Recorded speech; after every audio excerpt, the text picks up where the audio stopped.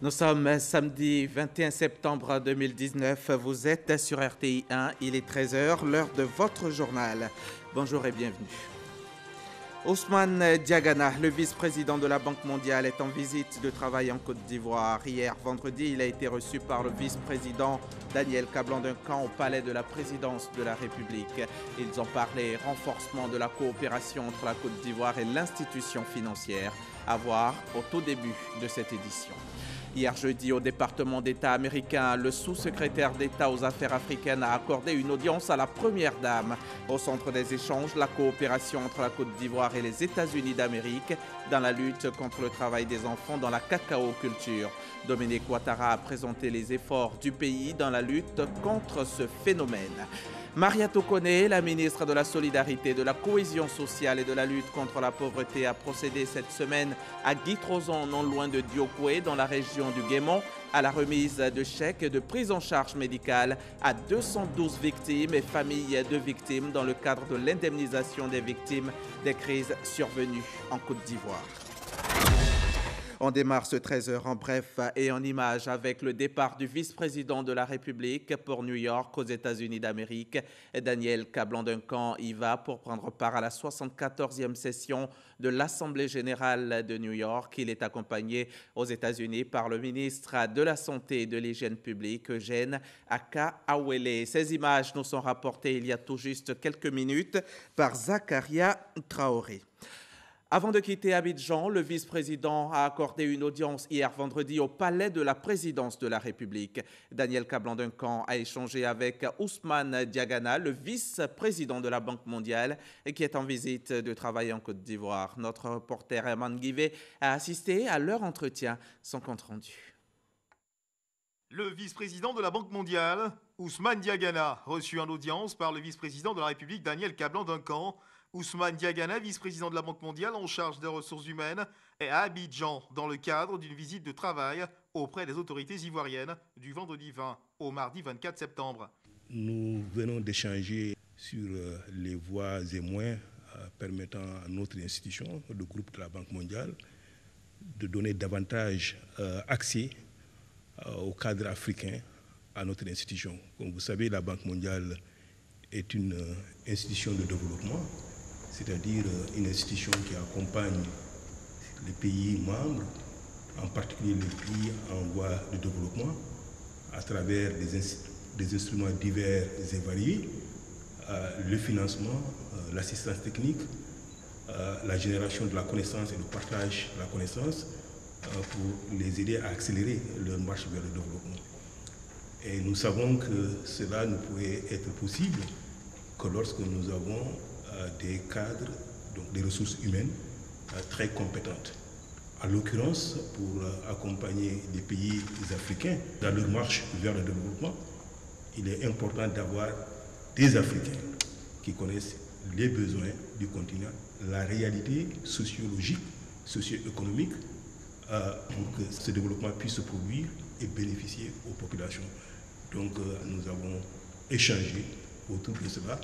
Et nous allons, pendant notre mission en Côte d'Ivoire, qui va se tendre sur 3 jours, continuer à échanger avec les autorités ivoiriennes, à discuter aussi avec les étudiants sur les opportunités qui existent dans la Banque mondiale et comment faire en sorte que les jeunes Ivoiriens puissent bénéficier de ces opportunités-là. Cette visite en Côte d'Ivoire sera marquée par la signature entre la Banque mondiale et l'État de Côte d'Ivoire le lundi 23 septembre d'une convention portant sur le programme de renforcement des capacités des cadres du secteur public, un programme phare de la Banque mondiale mis en place en 1997. Le vice-président Daniel Kablan-Duncan part ce samedi 21 septembre 2019 pour New York, aux États-Unis, où il prendra part à la 74e session de l'Assemblée générale de l'ONU. Il y représentera le président de la République, Alassane Ouattara. Et le vice-président a effectivement décollé ce matin, donc, comme nous vous le disions, à l'entame de ce journal. La première dame, elle, est à Washington, D.C., aux États-Unis, où elle a engagé depuis quelques jours une série de rencontres pour vanter le mérite du cacao ivoirien. Dominique Ouattara était jeudi au département d'État américain et sur place, elle a présenté les efforts de la Côte d'Ivoire dans la lutte contre le travail des enfants dans la cacaoculture. On en sait plus avec Alexis Ouedraogo. À Washington, la première dame de Côte d'Ivoire poursuit son plaidoyer pour le cacao ivoirien. Jeudi, elle a présenté les efforts du pays dans la lutte contre le travail des enfants et sollicité le soutien du sous-secrétaire d'État aux affaires africaines face à la menace éventuelle d'un embargo. Tibor Nagui s'est félicité de cette mission d'explication et de sensibilisation. Il n'a pas manqué de saluer l'important travail réalisé par les autorités ivoiriennes pour lutter contre ce fléau. Et c'était une réunion très intéressante. Nous lui avons expliqué tout ce que nous faisons dans le cadre de la lutte contre le travail des enfants. Ils étaient déjà très informés et ils nous ont très bien reçus. Concernant le problème de l'embargo, ils ont promis de nous aider et l'entretien s'est très bien passé. Autre lieu, autre audience, cette fois avec le congressman Elliot Angel, l'un des initiateurs du célèbre protocole Harking et Angel, qui vise à réduire les pires formes de travail des enfants dans la cacaoculture d'ici 2020. La Côte d'Ivoire et le Ghana en sont signataires. Il était important de recueillir ses avis et ses conseils sur ce sujet et son avis sur la question qui est l'objet de notre mission aujourd'hui. Il nous a assuré de son soutien et nous avons été très heureux de nous revoir. Notons que la première dame de Côte d'Ivoire est accompagnée durant cette mission du secrétaire général de la présidence, le ministre Patrick Achi, du chef de la mission diplomatique de Côte d'Ivoire à Washington, Aïdara Mamadou, et de la secrétaire exécutive du CNS, Patricia Yao. La journée internationale de la paix est célébrée chaque année le 21 septembre. Depuis sa création en 1981, cette journée est dédiée à la paix et particulièrement à l'absence de guerre. Aujourd'hui, la paix fait face à un nouveau danger, l'urgence climatique. Et c'est pourquoi cette année, la journée internationale de la paix est placée sous le thème de l'action climatique. On écoute le message du gouvernement ivoirien. Action climatique, action pour la paix. C'est le thème de l'édition 2019 de la Journée internationale de la paix, une journée instituée pour renforcer l'idéal de paix et emmener les générations futures à être des artisans de paix. Chers compatriotes, la paix dans le monde fait face à un nouveau danger, l'urgence climatique qui menace notre sécurité, nos moyens de subsistance, notre vie. Les tensions croissantes autour des ressources naturelles et forestières et des mouvements de population affectent nos familles, nos sociétés et nos pays. Les changements climatiques constituent des menaces évidentes pour la paix et la sécurité internationale. Les catastrophes naturelles déplacent 3 fois plus de personnes que les conflits, forçant des millions de personnes à quitter leur foyer et à chercher la sécurité ailleurs. Le gouvernement renouvelle son attachement à la recherche de la paix. Chers compatriotes, à l'occasion de cette célébration de la Journée internationale de la paix, le gouvernement ivoirien entend poursuivre les efforts visant à assurer la sécurité humaine et à consolider durablement la paix. La Côte d'Ivoire, comme les autres pays, célèbre le 21 septembre de chaque année la Journée internationale de la paix. Elle a été instaurée en 1981 par l'Assemblée générale des Nations unies. Les propos de la ministre Maria Tokone ont été recueillis pour vous par Sephora Zegui. Akassaé Lazare est le président de la Fédération pour la paix universelle. À l'occasion de la célébration de la Journée internationale de la paix, il a lancé un appel aux leaders d'opinion pour privilégier la paix à tout prix. Les précisions d'Astou Touré. Le 21 septembre de chaque année est déclarée Journée internationale de la paix par l'Organisation des Nations unies. En marge de cette célébration, la Fédération pour la paix universelle UPF section Côte d'Ivoire appelle les leaders d'opinion à promouvoir la tolérance, la solidarité et le respect de l'autre auprès des populations. Que la paix accompagne le premier responsable de ce pays, qu'il soit inspiré pour bien conduire le navire ivoire. Que Dieu lui donne la force, la sagesse de Salomon, le courage de David et la persévérance de Hamza, le fils d'Ibn Abdul Muttalib. Nous sommes épris de paix, surtout pour toutes les familles. Nous voulons permettre à ce que chaque ménage, chaque famille puisse poser des actions qui puissent aller aujourd'hui dans le sens de l'amélioration de l'environnement. Depuis mars 2005, la Fédération pour la paix universelle mène des actions de sensibilisation à travers conférences et des sessions de formation, également des actions de réconciliation entre leaders politiques. Hommes politiques, leaders d'opinion, guides religieux, rois et chefs traditionnels, nous devons chasser la peur de l'esprit de nos concitoyens en travaillant ensemble pour créer l'espoir d'un monde de paix, d'une Côte d'Ivoire de paix. Action climatique, action pour la paix, c'est le thème retenu cette année au plan mondial pour la célébration de cette journée. Mariatou Koné revient de l'ouest de la Côte d'Ivoire, à Guy-Trozon précisément, où elle a soulagé les victimes et ayant droit de victimes des crises survenues dans le pays. Elles se sont au total 212 chèques que la ministre de la Solidarité, de la Cohésion sociale et de la lutte contre la pauvreté leur a remis pour le compte de l'État de Côte d'Ivoire. C'était en présence de notre correspondante dans la région, Tao F. Boué. 212 victimes des crises survenues en Côte d'Ivoire indemnisées à Guy-Trozon, localité du département de Diokwe. Ces victimes sont issues des régions du Guémon, du Cavali et du Tonkwe. Sur les 212, 170 ayant droit de personnes décédées ont reçu chacun un chèque d'1 million de francs CFA et 42 blessés ont reçu un chèque de 150 000 francs CFA plus un bon de prise en charge médicale et ou psychologique. Les victimes, tout en appréciant la solidarité et le réconfort du gouvernement à leur endroit, prennent le pardon. Si l'État a eu l'idée quand même de venir aider les parents des victimes, c'est pas mauvais.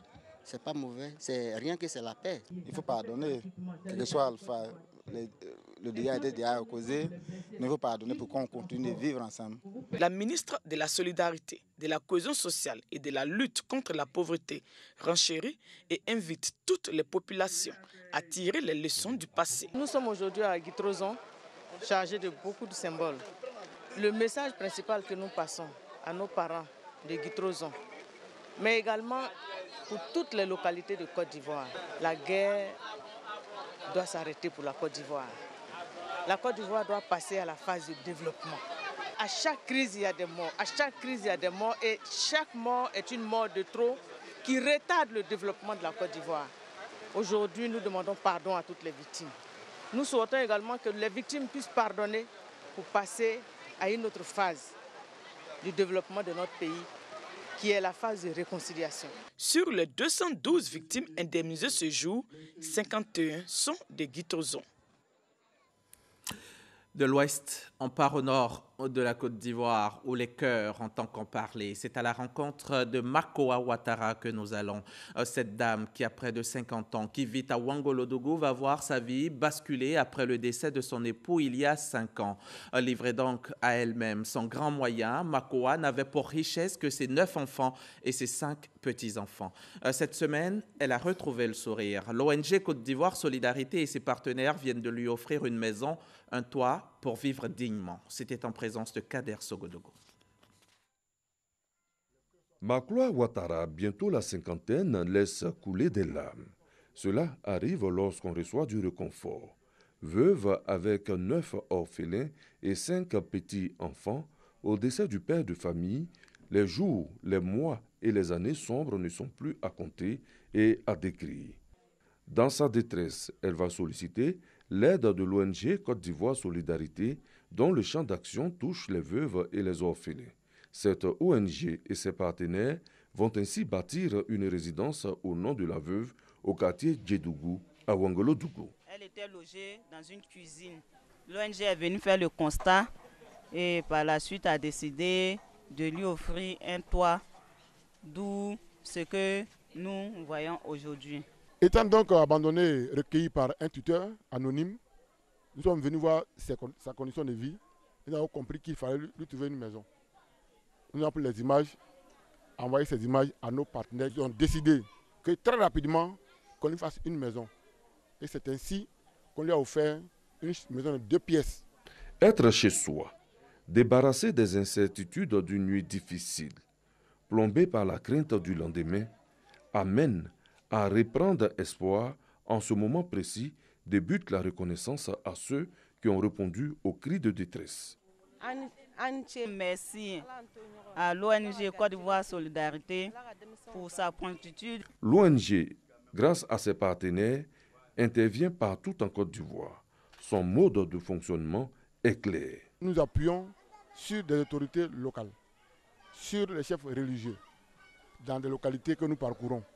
Et avec eux, nous avons une liste qui est dressée. Ce n'est qu'après cette liste que nous vérifions effectivement si ces veuves existent et sont réellement dans les cas les plus désespérés.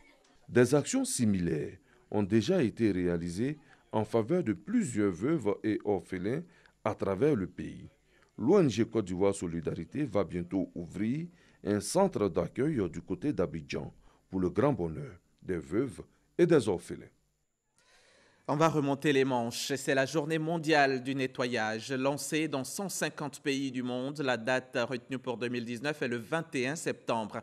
Une journée qui vise à rendre propre le cadre de vie et protéger la planète de la pollution. On écoute la déclaration du gouvernement lue pour vous par la ministre Anne-Désirée Ouloto. Tous engagés pour un cadre de vie propre. Thème retenu pour la célébration de la journée mondiale du nettoyage. Cette célébration est un appel à l'action citoyenne, à l'éveil de tous pour la lutte contre l'insalubrité et l'adoption d'un mode de vie plus écologique. Le but de cette journée est de sensibiliser la population afin de faire évoluer les consciences pour un changement durable de comportement. Il importe de rappeler que la Journée mondiale du nettoyage est une initiative qui a vu le jour en 2008 sur l'impulsion d'une association. Cette année-là, 50 000 bénévoles se sont mobilisés et ont nettoyé leur pays en enlevant près de 10 000 tonnes de déchets. Lancée le 15 septembre 2018 dans plus de 150 pays, la Journée mondiale du nettoyage est prévue se tenir chaque 3e samedi du mois de septembre. À l'occasion de cette 2e édition, la Côte d'Ivoire, notre pays, entend poursuivre ces initiatives qui s'inscrivent dans cette dynamique mondiale, invitant toute l'humanité à rendre notre planète propre. La Journée mondiale du nettoyage, initiée par la communauté internationale, est un courant mondial pour rendre notre cadre de vie propre et protéger notre planète de la pollution. Ensuite, il n'y a pas d'excès quand il s'agit de rendre notre cadre de vie propre. Enfin, même avec le grand ménage et la Semaine nationale de la propreté, de fortes résistances aux actions citoyennes de propreté demeurent dans nos cités. Selon la ministre Anne-Désirée Ouloto, le nettoyage permet de lutter contre la pollution et d'atteindre la propreté qui doit être vue comme une valeur de vie quotidienne. Et à l'occasion de cette journée mondiale du nettoyage de la planète, les populations de San Pedro ont décidé de rendre leur ville propre. Elles sont sorties ce matin pour désherber, curer les caniveaux et nettoyer les rues. Sam Conan, notre reporter, a sillonné la ville, caméra à l'épaule. On suivra sa correspondance ce soir dans le 20h avec Marie-Laure Ngoran. À présent, direction les plantations de Dimbokro. Dans cette région, autrefois boucle du cacao, les agriculteurs s'intéressent de plus en plus à la culture du manioc. Elles sont nombreuses, les femmes qui s'y adonnent et qui s'y sentent bien, même si elles souhaitent des conditions de travail plus convenables. Un reportage de Jean-Luc Bangbo et Clément Boko pour RTI.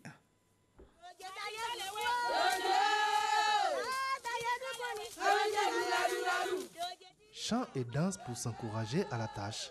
Un rituel qu'observent ces femmes quotidiennement lors de leurs travaux champêtres à Aserekro dans le département de Dembokro. Organisées en coopérative agricole, elles ont choisi le manioc comme produit.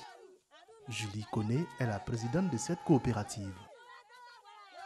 Aujourd'hui, toute la Côte d'Ivoire consomme le manioc, même à l'extérieur. Et c'est dans cette optique-là que nous avons décidé de faire le manioc. La région est assez grande quand même, on ne peut pas taper notre poitrine, mais on fait partie quand même de ces personnes-là qui cultivent le manioc, qui arrivent à nourrir quand même la région. Le manioc comme principal denrée de consommation, mais également et surtout comme moyen de subsistance pour ces femmes à Dembokro.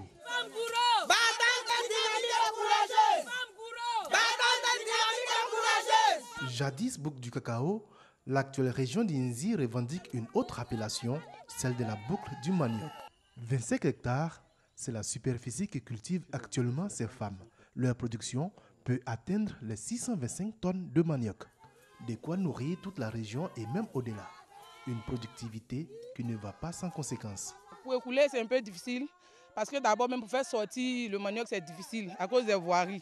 Quand on se débrouille pour faire sortir jusqu'au marché, par moment, quand on arrive, il y en a tellement que les mamans qui sont au marché abusent un peu de nous.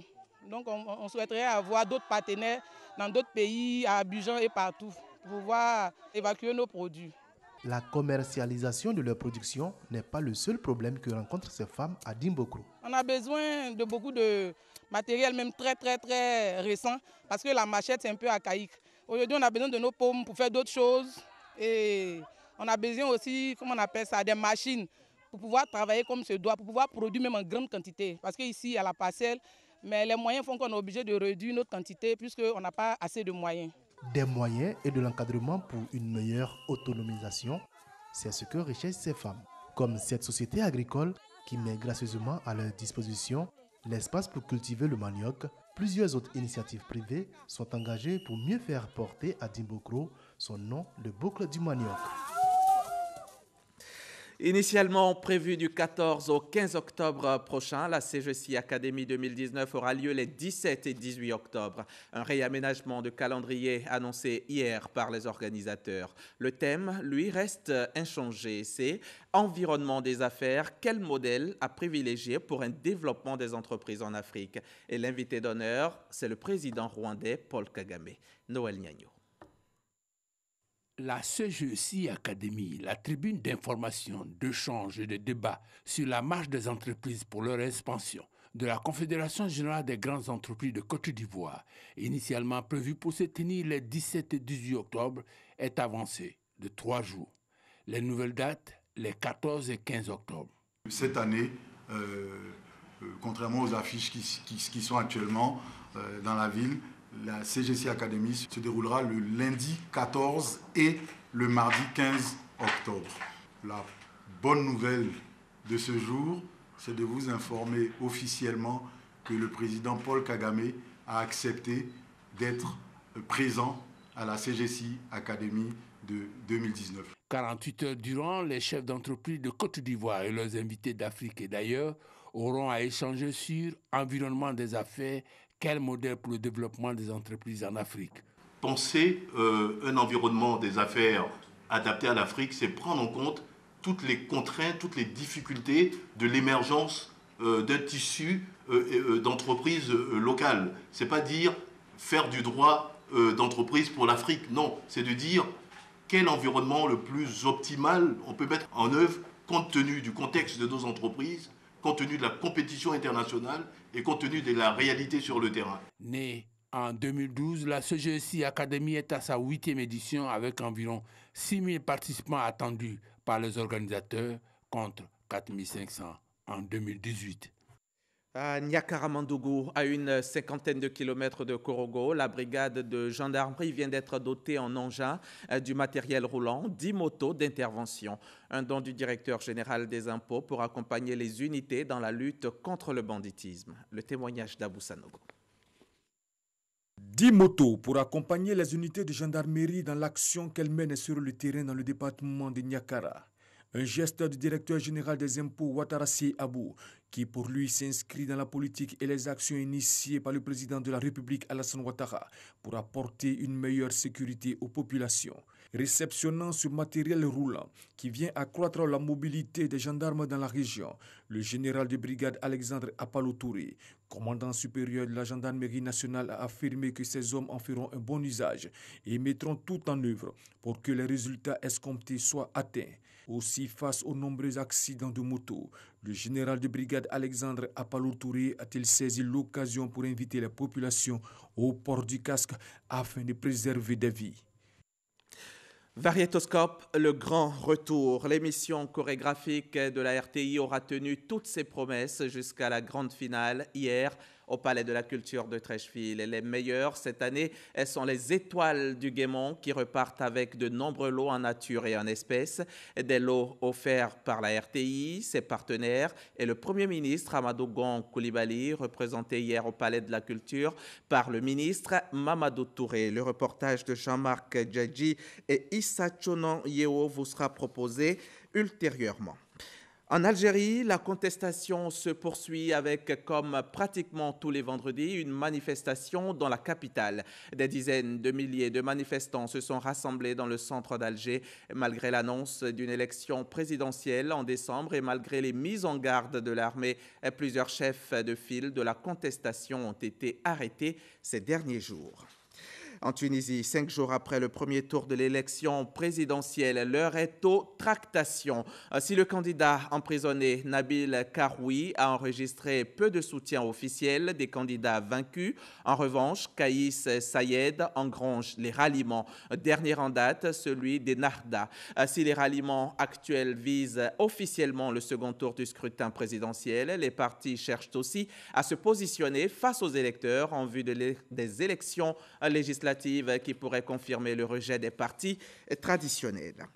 À la veille du sommet sur le climat qui rassemblera les chefs d'État aux Nations Unies, plus de 600 jeunes sont attendus pour discuter, échanger et interpeller les générations précédentes.